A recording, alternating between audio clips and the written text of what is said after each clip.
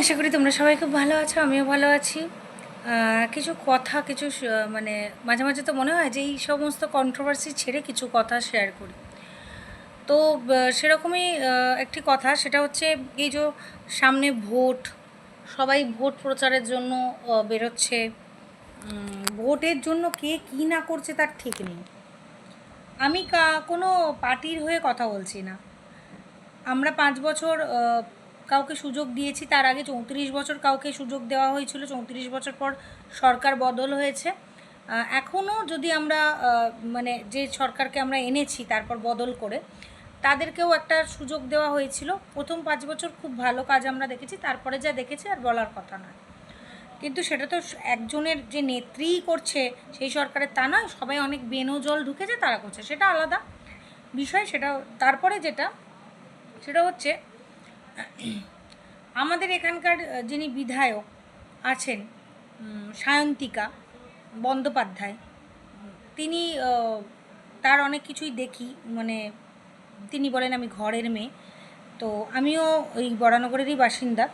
ঘরের মেয়ে হিসেবে আপনাকে আমার একটাই অনুরোধ আপনার কাছে, কারণ আমরা তো চুনোপুটি, আমরা আমাদের অনুরোধ রাখবেন না, তবুও আপনাকে বলি যে ঘরের মেয়ে হিসেবে আমাদের মতন যারা শিক্ষিত মেয়ে, মহিলা, আমরা মহিলা যারা ছোট ছোট মেয়ে, ফ্রেশার্স যারা ছেলে বা মেয়ে পড়াশোনা শিখে বড় হচ্ছে, তাদের যদি একটা চাকরির ব্যবস্থা করে দেন, মানে যে কোনো প্রাইভেট কোম্পানিতে হোক বা আপনাদের এই যে মিউনিসিপ্যালিটিতে ক্যাজুয়ালে হোক, কিছু মানুষকে যদি ঢুকিয়ে দিতে পারেন, মানে আপাতত যাদের খুব চাকরির দরকার, যারা শিক্ষিত ছেলে মেয়ে আছে বা যারা ফ্রেশার্স, তাদের জন্য ভালো জায়গা, যারা MBA করছে, সবারই চাকরির প্রয়োজন হয়। অনেক আছে বিশাল শিক্ষিত হয়ে বাড়িতে বসে আছে, তাদের জন্য যদি কিছু কিছু চাকরির ব্যবস্থা করে দেন, যারা না খেতে পেয়ে মরছে, খুব ভালো হয়।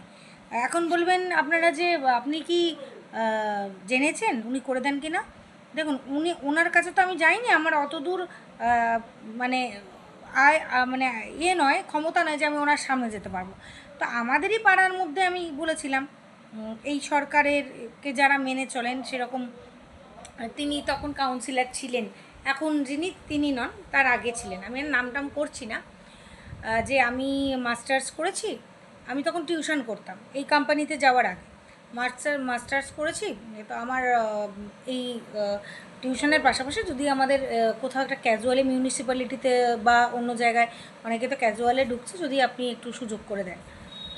হ্যাঁ হ্যাঁ মানে শুনতেই চায় না, তারপর আর কিছু হয়নি। দেখো, সত্যি কথা বলতে কি, দেখো বললাম বলে সরি, ঝান্ডা ধরে যদি ঘুরতেই হয় তবে চাকরি পাবো, সেটা তো সবার পক্ষে সম্ভব নয়, সারাদিনের কাজ ফেলে সেটা ঘোরা। তবে হ্যাঁ, যদি আমাদের যে সরকার আমাদের খাওয়া পড়ার ব্যবস্থা করে দেবে, ভাতা নয়, খাওয়া পড়া, আমরা তো শিক্ষিতা, ব্যবস্থা করে দেবে, আমাদের ছেলেমেয়েদের ব্যবস্থা করে দেবে, সে যেই সরকারি দিক, আমরা তাদের ঝান্ডা ধরার জন্য একদিন ছুটি নিতেও পারি, বা মাঝে মাঝে ছুটি হলেও বেরোতে পারি। কিন্তু অকারণে তো বেরোনোটা যায় না, বা তাদেরকে ভোট দেওয়াও যায় না, তাই না? আমরা ভোট দিয়ে আনবো কাদের? যারা আমাদের দেখবে, যারা আমাদের বাবা মায়েদের সুযোগ সুবিধা দেখবে, বৃদ্ধ দেয়, সেটা দিচ্ছে, ভাতা দিচ্ছে, কিন্তু যারা ভাতাতে চলে না তাদের জন্য কারা, মানে যারা নতুন প্রজন্ম বা শিক্ষিতা, তাদেরকেও তো দেখতে হবে, তাই না? তাই যে সরকারই আসুক, জানবেন আমাদের খেটেই খেতে হবে। লাস্ট কনক্লুশনটা আমি দিচ্ছি, সরকার আসার আগে অনেক কথা বলে, তারপর আসার পর 5 বছর খুব ভালো কাজ দেখবেন, দেন 5 বছর পর যা দেখবেন সে আর বলার কথা নয়। আমার তো কোনো সরকারের প্রতি ভরসা নেই, তবুও মনে হয় যে একটু বোধহয় বদলালে ভালোই হয়। পরিবর্তন সবেতে দরকার। দেখুন, একটা জিনিস যখন খারাপ হতে একটা মেশিন বলুন বাড়ির, বা বাড়িতে একটা জিনিস যখন খারাপ হয়ে যায়, তখন আমরা ফেলে সেটাকে বদলে নিই, এক্ষেত্রেও তাই। তবে বদলানোর পরেও যে সব কিছু ঠিক থাকবে এমন কি মনে হয় নয়। তবে বামফ্রন্টের আমলে আমরা দেখেছি, আমরা তখন মাধ্যমিক দিচ্ছি, উচ্চ মাধ্যমিক দিচ্ছি, বা কলেজে পড়ি, কলেজেও আমাদের হতো, স্কোয়াড হতো, অনেক শিক্ষিত মানুষজন ছিলেন এবং পড়াশোনাটাও অনেক ভালো হতো। এখানেও আমার একটুখানি বলার ব্যাপার যে যে শিক্ষার মানটা একটু নেমে গেছে, সেটা যদি ভালো করা হয় অনেক ভালো হয়। আর সত্যি বলতে কি, আমি সবাইকেই সম্মান করি, সে দিদি হোক দাদা হোক, সবাই যারাই আসুক নতুন প্রজন্মকে চাকরির সুযোগ করে দিক, এটুকুই বলবো।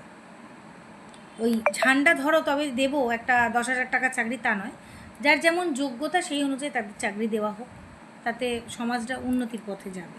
সবাই ভালো থাকবেন, সুস্থ থাকবেন।